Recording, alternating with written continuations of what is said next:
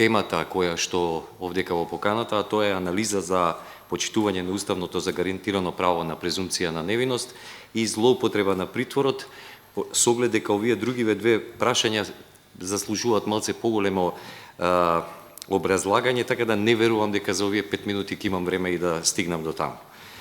Најнапред би сакал да ви кажам и да ја исклучам и изнесам мојата заложба како адвокат овдека. Имам и обврска да во однос на моите колеги кои што, знаеки дека доаѓам, ме замолија да пренесам и нивни впечатоци, што значи ви ги пренесувам впечатоците од адвокатската фела, која што печатоци кои што ги носиме од самата судница, значи од лице место, од терен на еден збор. Основното начело на презумпцијата на невиност е вградено благодарејќи на начелата као начело и правно и основно начело и во двата закона за кривична постапка, и во стариот кој што беше и се уште е во примена, и во новиот кој почнавме да го применуваме од 1 декември оваа година. Значи членовите 2. Не случајно ова го кажувам затоа што значи котирањето на самите овие начела се високо на почеток. Читајќи го законот, прво требате тие 2 члена да ги прочитате, за да на сите им стане јасно што значи да едно лице или ни едно лице не смеете да обвините за нешто и да кажете дека е виновно, дури тоа не се утврди со правосилна судска одлука. Како е во пракса? Во пракса е сосема другачи. Рецимо, дали сметате дека ова е презумпција на невиност? Ќе го свртам да го погледат и други. После ова што е искочено во медиуми, на почеток на една судска постапка. Дали е потребно да некој докажува кој е виновен, дали е виновен или зошто е виновен?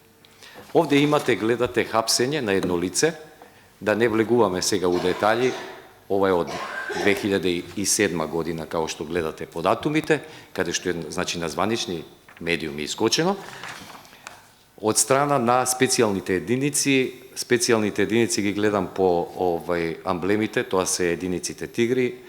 Господинот Павле Трајанов сигурно подобро знае што значат тие единици, колку се скапи, каква задача имаат, а од друга страна имаме лице кое што се приведува за злоупотреба на службена положба. Значи не за некое кривично дело од областа на крвни деликти, не за некое дело кое што е, као што се сега именувани звучни имиња, туку едноставно за едно дело кое што злоупотреба на службена положба можете и вие да сторите, и ја, и било кој. Дали е потребно овакво едно приведување и носење на овакво лице пред истражен судија? Значи, зборам за посебните единици кои се обучени да убиваат. Значи, тоа се единици кои што се наменети за такви действија. Тие се спремни на примена на сила, на спротивставање на сила и за тоа се користат. Таква една состојба подоцна, нормално во тунелот и лавиринтот на презумпцијата на невиност ја прати. Ова е првата слика која што истражниот судија ја добива кога предметот ќе стигне кај него. Прашањето дали ќе определи притвор, дали не, тоа е веќе негово прашање, меѓутоа, што со тоа? Сметам дека исто така и ова навика ја загрозува презумпцијата на невиност да през конференцијата за еден кривично правен предмет, кој што е во исклучива надлежност на јавниот обвинител, да го процесуира. Значи, не ја спорам обврската и правото на полиција да врши своја работа, да приведува, да обезбедува докази, туку го спорам настапот после тоа. Значи, тие не се тие кои што треба да држат пред конференции и во јавноста да ни објаснуваат дека одни обезбедиле непобитни докази. Тоа се јавниот обвинител и судот во конечна линија. Сето тоа во смисла на самата презумпција на невиност ја осликува целата таа слика и веќе можеме да констатираме дека со таквиот начин и почеток презумпцијата на невиност ја губи својата сврха и едноставно не постои. Ако ми дозволите само минута, нема повеќе да Да ви одземам злоупотреба на мерката притвор. Да, анализата е точна, истата се злоупотребува, се паушално се определува и уважениот премиер пре некој ден рече дека само 1% е определен. 1% не е прихватен. Помалце од 1% предлозите на јавното обвинителство не се прифатени. Ја сум убеден дека погрешни податоци му се дадени и затоа човекот така е истапил. Значи све што е доведено во суд, особено од областта на организираниот криминал, заврши во притвор. Дали се тоа сега ослободителни пресуди, дали се укинути пресуди, воопшто не е битно. И во моментов седат луѓе кои што са 30 дена работа во една фирма, одговарат и седат повеќе од година дена во притвор. Тоа секако е злоупотреба, а можеме да дискутираме на друго место на кој начин се прави, како се прави и зошто се прави, од тие навистина е темата исклучително обемна. За жал немаме више време. Благодарам. Ќе имате прашање, па ќе може да се произнесете по него. Значи, 10 минути за поставување на прашања. Прв прашање поставува претеникот Христина Рунчева. Повелете, колешка Рунчева.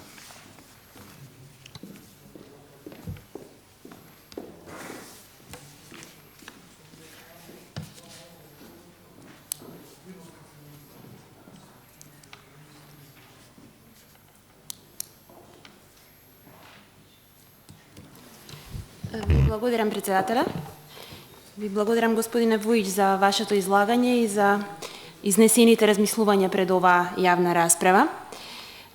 Јавноста ве познава како адвокат со богато искуство зад себе, долгогодишен адвокат кој што има добри познавања и од правото и од процедурите.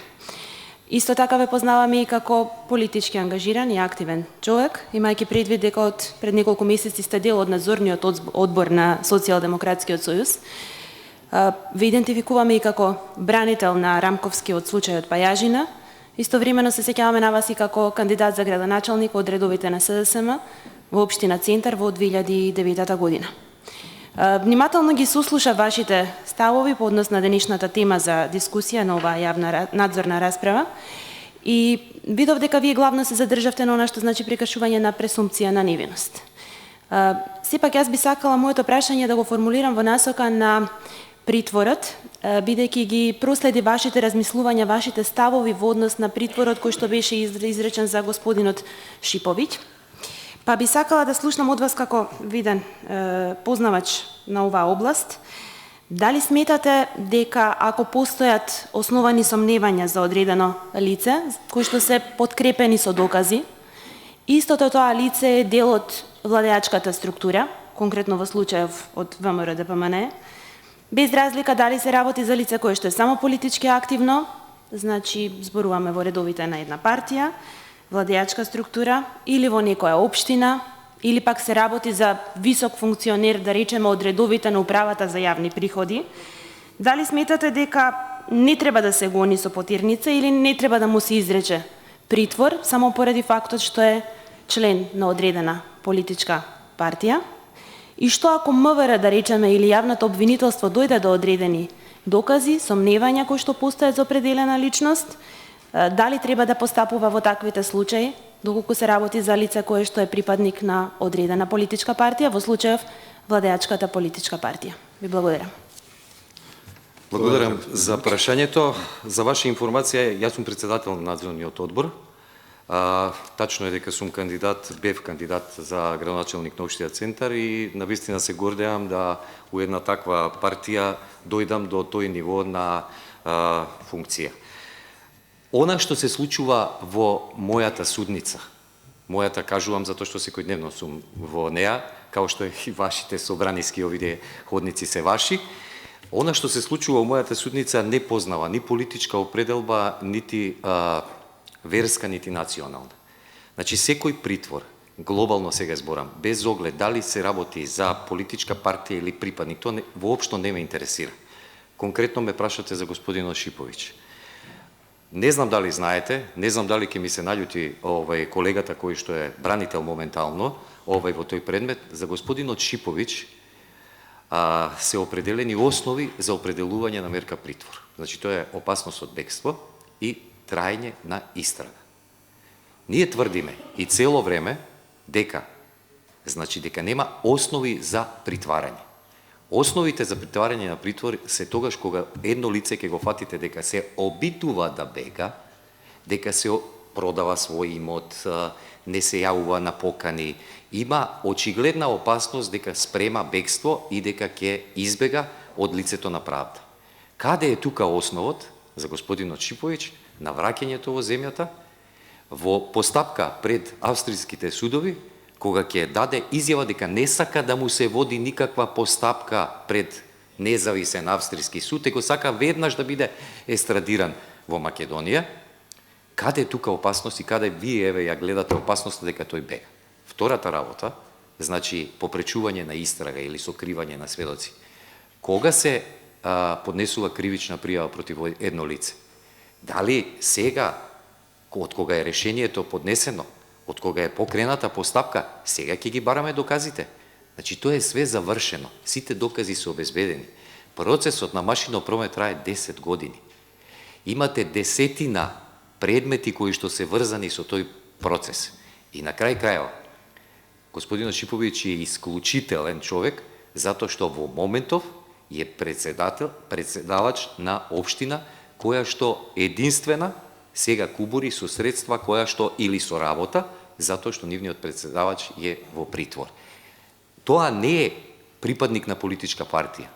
Тоа е локално избран функционер, кој што по волја на граѓаните од одредена средина, тука треба да ја обавува функцијата. Тоа е поентата на сето ова, не на политичка партија. Апсолутно се слагам дека не треба да има овие закони и јас се залагам за тоа, дека не треба да има ни политичка, ни партиска, ни верска, ни било каква дискриминација.